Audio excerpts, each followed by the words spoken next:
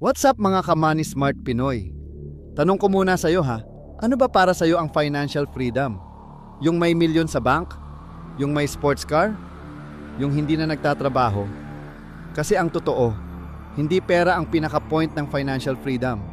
Today, pag-uusapan natin kung ano nga ba talaga ang financial freedom, what it is not, at paano mo malalaman kung papunta ka na doon.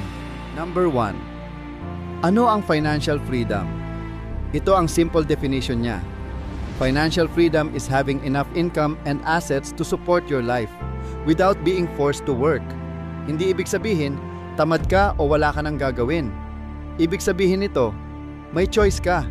Choice kung magtrabaho, magpahinga, magnegosyo o tumulong sa pamilya. Freedom is not about quitting work. It's about owning your time. Pangalawa, what it is not. Let's clear this up. Financial freedom is not biglang yaman, viral success o jackpot mindset. Financial freedom is yung may emergency fund, wala kang toxic debt, at may income ka kahit wala ka sa office. Maraming mukhang mayaman, pero alipin pa rin ang sweldo. Wealth is not what you show. Wealth is what you keep. Ikatlo, halimbawa ng financial freedom. Let me give you a real-life picture. Si Tita Nena ay isang sari-sari store owner. Wala siyang luxury car. Wala ding social media flex, pero walang naman siyang utang, may paupahang kwarto at may savings. Kung ayaw niya magtrabaho today, kaya niya. That's financial freedom. Hindi bongga pero payapa. Ika-apat, iba-ibang levels ng financial freedom. Hindi ito one-time achievement.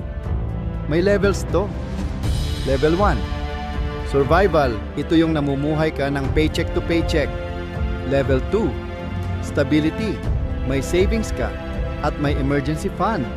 Level 3, security, may investments ka at may side income. Level 4, freedom, may passive income ka that covers your expenses. Ang goal, umakyat ng level, step by step. Ika-5, bakit hindi pa financially free ang marami?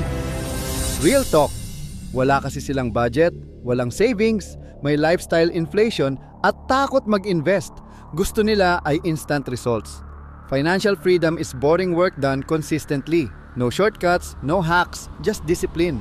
Ika-6, paano ka mag-uumpisa towards financial freedom? Magsimula ka sa mga simple steps na ito. 1. Track your money. 2. Build emergency fund. 3. Remove bad debt. 4. Increase income. And 5. Invest in assets. Hindi mo kailangang matapos lahat ngayon.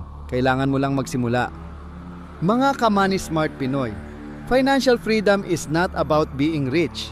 It's about having peace of mind, having control over your time, and having freedom to choose. Kung papipiliin ka, ano ang gusto mo? Mukhang mayaman o tahimik pero malaya? You already know the answer. If this video helped you, don't forget to like, share, and subscribe. Comment below, ano ang financial freedom para sa'yo? This is Money Smart Pinoy, helping you build a life where money serves you, not controls you. Thank you for watching. See you in the next video.